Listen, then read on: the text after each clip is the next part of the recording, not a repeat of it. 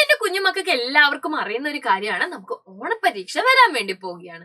അപ്പൊ ഓണപരീക്ഷയ്ക്ക് ഒരുപാട് കാര്യങ്ങൾ നമുക്ക് പഠിക്കാനുണ്ട് അല്ലെ. അപ്പൊ നമുക്ക് നാടിനെ രക്ഷിച്ച വീരബാഹു എന്നുള്ള ഒരു പാഠം പഠിക്കാനില്ലേ? എന്തൊക്കെയായിരുന്നു അതിൽ പ്രധാനമായിട്ടും പഠിക്കാനുണ്ടായിരുന്നത്? ആ കഥയൊന്ന് ടീച്ചർ ചുരുക്കി പറഞ്ഞു തരട്ടെ. നാട്ടില് ഒരു രാജാവ് ഉണ്ടായിരുന്നു അല്ലെ. ആ രാജാവ് എപ്പോഴും ഭക്ഷണം കഴിച്ചുകൊണ്ട് ഇങ്ങനെ ഇരിക്കുകയായിരുന്നു. പൊണ്ണത്തടി കാരണം പിന്നീട് രാജാവിന് പല അസുഖങ്ങളും വന്ന് കിടക്കയിൽ നിന്ന് എഴുന്നേൽക്കാൻ പോലും വയ്യാത്തൊരവസ്ഥയായല്ലേ. അപ്പോ രാജാവിനെ ചികിത്സിക്കാൻ വേണ്ടിയിട്ട് ഒരുപാട് ദേശത്തു നിന്ന് പലതരത്തിലുള്ള വൈദ്യന്മാര് വന്ന്, പക്ഷെ ആർക്കും രാജാവിനെ രക്ഷിക്കാൻ പറ്റിയില്ല അല്ലെ. അങ്ങനെ അവസാനം നമ്മുടെ വീരബാഹു അല്ലെ രാജാവിനെ ചികിത്സിക്കാൻ വേണ്ടിയിട്ട് വരികയാണ്. രാജാവിനെ ചികിത്സിക്കാൻ വേണ്ടിയിട്ട് വരുന്ന വീരബാഹു അദ്ദേഹത്തിന് മരുന്നൊന്നും അല്ല അല്ലെ കൊടുത്തത്. അദ്ദേഹത്തോട് കുറെ കാര്യങ്ങൾ പറയുകയാണ് ചെയ്തത്. എന്തൊക്കെ കാര്യങ്ങളായിരുന്നു പറഞ്ഞത്? നമുക്ക് നോക്കാലോ. 2 നേരം കുളിക്കണം, പല്ലും നിത്യം തേച്ചിടണം, നഖങ്ങൾ വളർന്നിടുമ്പോൾ മുറിച്ചിടണം.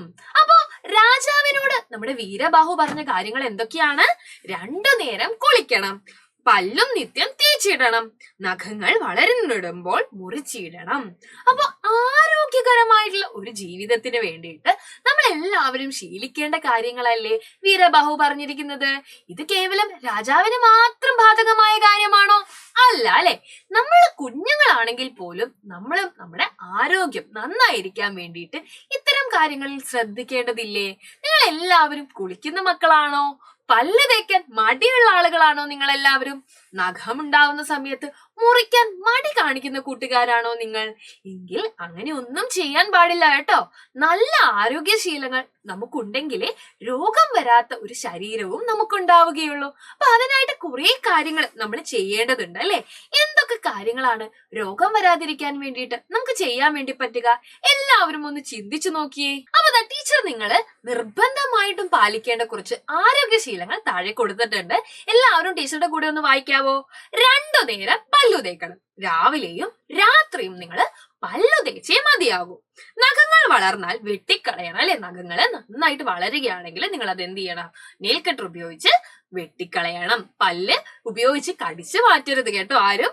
അടുത്തതായിട്ട് മിതമായിട്ട് ആഹാരം കഴിക്കണം. നിങ്ങൾക്ക് എല്ലാവർക്കും ഒരുപാട് ഇഷ്ടമുള്ള കാര്യമായിരിക്കും അല്ലെ ഭക്ഷണം കഴിക്കാൻ.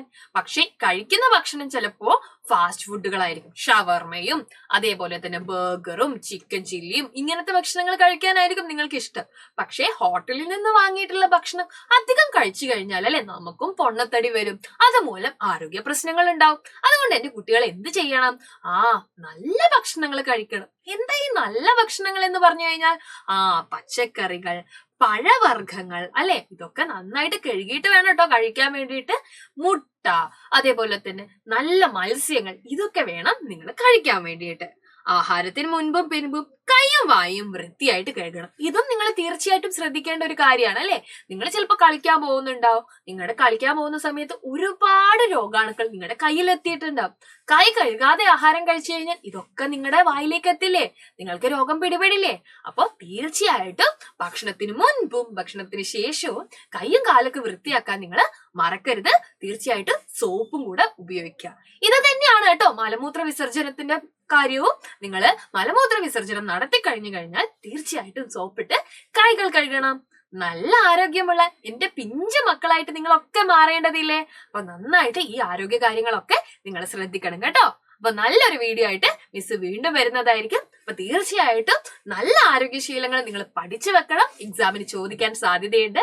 അപ്പൊ എല്ലാവർക്കും ഇന്നത്തെ വീഡിയോ ഇഷ്ടമായെന്ന് ടീച്ചർ വിചാരിക്കുന്നു. അടുത്ത ദിവസം വീണ്ടും കാണാം കേട്ടോ. ബൈ.